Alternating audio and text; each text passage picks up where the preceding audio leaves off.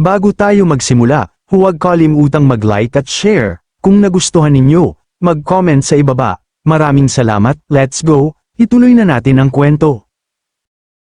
Sa sandaling yun, halos lamunin ng matinding takot si Chen Jizi, bakas sa kanyang mukha ang pagkasindak, ang gulat na parang kidlat na biglang bumagsak, habang pabulong niyang binigkas, napakalakas ng taong dumating, mas malakas pa siya kaysa sa 4 na banal na Panginoon na may pinakamataas na kultibasyon sa buong gitnang rehiyon. Dagdag pa niya, nanginginig ang buong katawan, nakapako ang tingin sa itaas kay Ye Junlin, ramdam sa bawat hininga ang walang hanggang intensyon ng pagpatay, ang malalim na puot na parang apoy na walang hanggan, at ang nakapanlulumong masamang aura na tila bumabalot sa buong kalangitan. Isa itong ganap na panlupig, isang pressure na kayang durugin ang loob ng sinuman, at burahin ang kahit anong pagnanais na lumaban. Kailan pa nagkaroon ng ganitong halimaw sa maliit na lugar na ito, sa silangang rehiyon. Ngunit bigla na lamang siyang napasubasob nang mabilis siyang sinipa ni Ye Junlin, kasabay ng pagbitaw ng mga katagang pag-alit. Ano ba ang inuungol-ungol mo riyan? Tinatanong kita. Kapag hindi ka sumagot, ituturing kong oo ang sagot mo. Pagkatapos, walang habas na pinagtatadyakan ng ating bida dahil sa inis, putang ina. Nakakabwisit na nga ang overtime, galit na sigaw niya, puno ng pagkayamot. Dagdag pa nito, samantalang ang immortal na ito ay dapat sanang komportableng nakahiga sa sekta, nagpapakain ng isda, nakikipag-away ng manok, at namumuhay ng payapa. Pero dahil sa isang hamak na asong tulad mo, hindi mo pinahalagahan ang mga bulaklak at puno, hindi mo pinutektahan ang sagradong bundok, wala kang pagkakaisa, wala kang malasakit, wala kang pagkatao. Dahil sa'yo, napilitan akong tumanggap ng misyon at gumugol ng napakaraming oras at lakas para makarating dito. Isa kang bulok na mansanas, nakakadiri ka. Pagmamakaawang sambit naman ni Chen Jizi habang namimilipit, boss, alisin mo sana ang pressure sa katawan ko. Nang marinig ito, agad na huminto si Ye Junlin at itinaas ang kanyang kamay. Sa sobrang takot na bumabalot sa kaibuturan ng kanyang kaluluwa, tuluyan nang nawala ng kontrol ang kanyang katawan. Hindi na niya kayang magsalita kahit isang salita, saka siya nagbuntong hininga, mas komportable na, talagang ang overtime ay hindi bagay sa isang tao, saad pa niya, puno ng paghamak at panunuya. Ngunit bigla siyang napalingon sa likod ng pasiga na nagwika si An Miaoye, Senior Ye, huwag mo siyang pakawalan, siya ay mula sa sekta ng Kangmo sa gitnang rehiyon, hindi lang niya tinangkang agawin ang Immortal Mountain, pinatay pa niya ang marami sa aming mga disipulo. Nang marinig ang mga katagang yon, tinitigan ng matalim ni Ye Junlin ang pangit na si Chen Jizi at malamig na nagsabi, kaya pala, mula ka pala sa gitnang rehiyon. Senior, maawa ka, nabulag ako at hindi ko nakilala ang banal na lugar, nilapastangan ko ang iyong teritoryo, aalis na ako, hindi, lalayas na ako ngayon din, pagmamakaawang wika ng pangit na si Chen Jizi.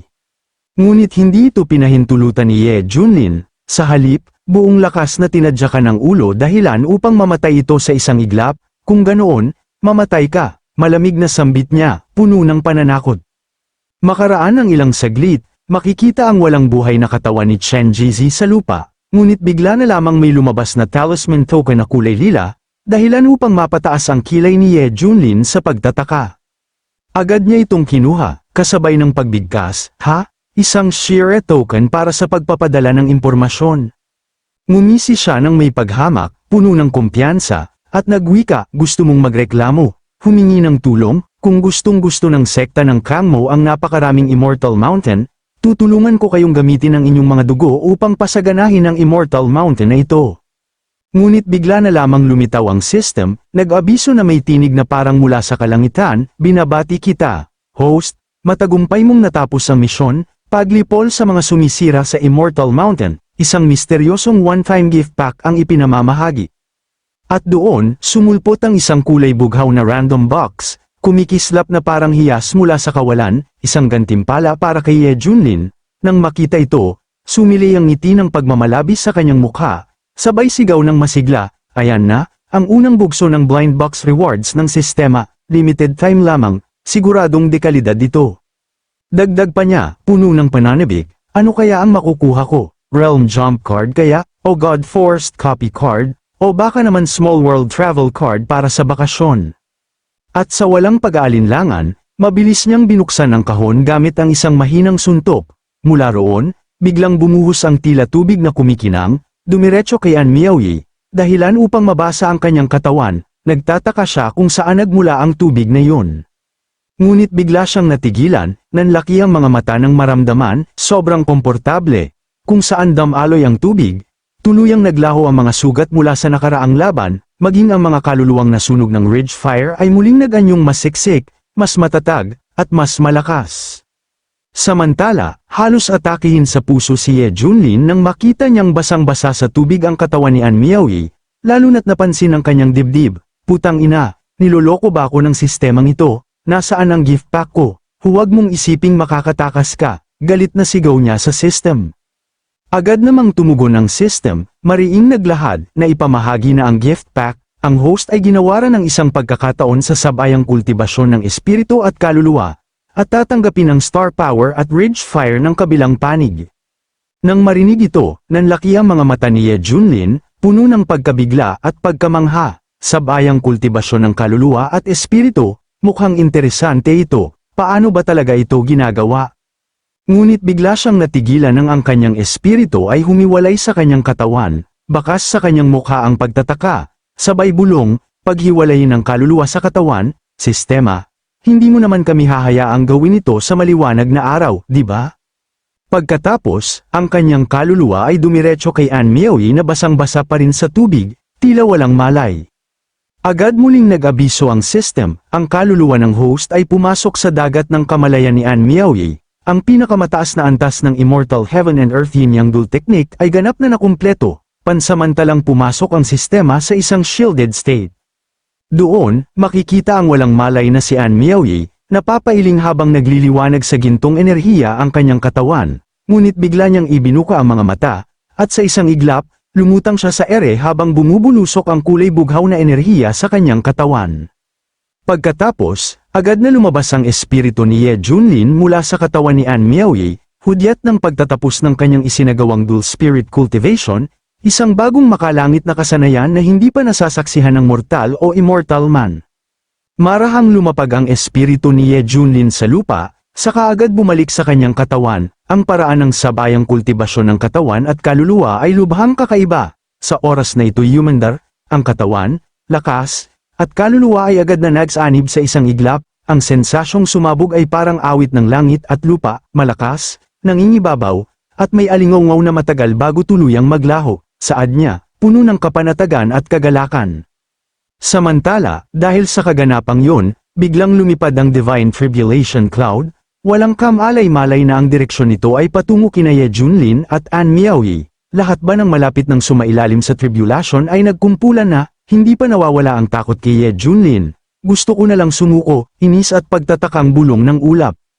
Ngunit di naglaon, bigla na lamang nagpakawala si Ye Junlin ng matalim na mga titig na tila sinusunog ang kaluluwa. Dahilan upang matigilan at mapasigaw sa matinding takot ang Tribulation Ascension Cloud, "Boss, susunod ako," sigaw nito, puno ng pagkasindak. At sa walang magawa, agad na binasbasa ng Divine Ascension Cloud si An Miaoyi. Dahilan upang maging kumpleto ang kanyang pag-angat ng cultivation, nagningning ang kanyang katawan na parang liwanag ng mga bituin sa kalangitan. Nang matapos, nagmamadaling lumipad palayo ang Tribulation Ascension Cloud, bakas sa mukha ang matinding takot at trauma. Napakawalang swerte naman, bakit ko na naman nakasalubong ang masamang bituin si Ye Junlin? Pagbalik ko, magre-resign na talaga ako. Sa sandaling yun, agad na sinuri ni Ye Junlin ang kalagayan ni An Miaoyi habang nag-channel ng kanyang lakas. Sobrang lakas ng kapangyarihang taglay ko, sa kabila ng lahat, 1% lamang ang nagawang masipsip ni Fairy Ann. Ang natitirang espiritual na lakas ay nananatiling magulo at marahas sa loob ng kanyang katawan. Kapag ito'y hinayaang magwala kahit sandali, ang marupok niyang katawan ay hindi kakayanin ng pressure, at sa bandang huli, siya ay tiyak na sisibog at mamamatay. Dagdag pa niya, upang maiwasan ang anumang hindi inaasahang komplikasyon, mas mabuting gamitin muna ang apoy ng lingzi upang pansamantalang aiselyo ang natitirang espiritual na lakas, kasama na ang mga alaalang ito. Makaraan ng sandali, nagmulat ng mga mata si An Miaoyi, tila ba mula sa mahimbing na pagkakatulog ng ilang taon, bakas sa kanyang mukha ang pagtataka at gulat, "Ano? Ako ay talagang nakalusot sa immortal realm."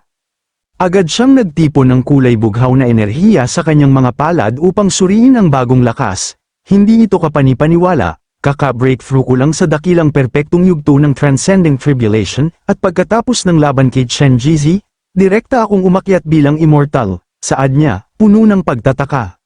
Dagdag pa niya, wala man lang akong nakita o naramdaman na Tribulation Ascension phenomenon, bakit wala akong maalala?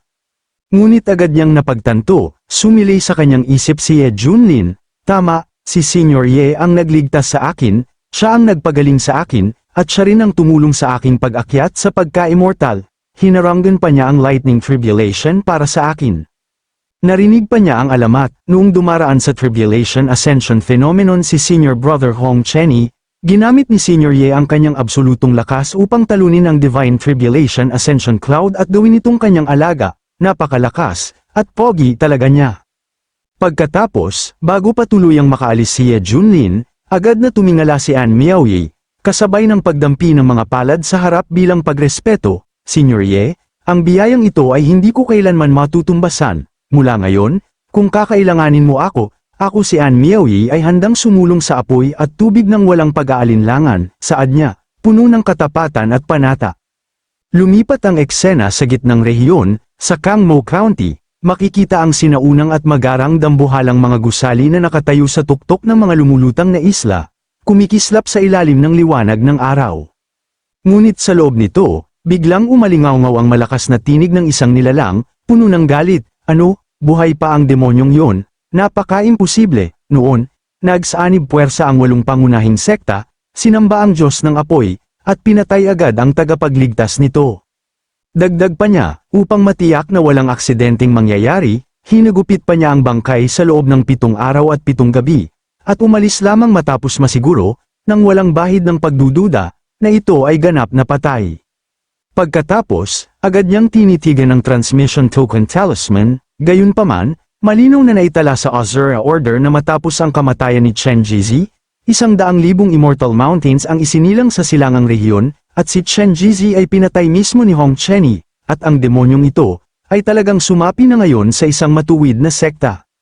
Agad siyang tumayo mula sa kanyang upuan at nagbigay utos sa kanyang mga tauhan, bakas sa kanyang mukha ang paghamak habang mariing nagsalita. Ipalabas ang aking utos, tipunin ang lahat ng elit ng buong sekta, sa loob ng 3 araw, lusubin ang Xuantian sect sa silangang rehiyon at agawin ang 100,000 Immortal Mountains, dagdag pa niya, nanlilisik ang mga mata sa galit, anuman ang mangyari, dapat nating makumpirma kung totoo o peke ang lahat ng ito.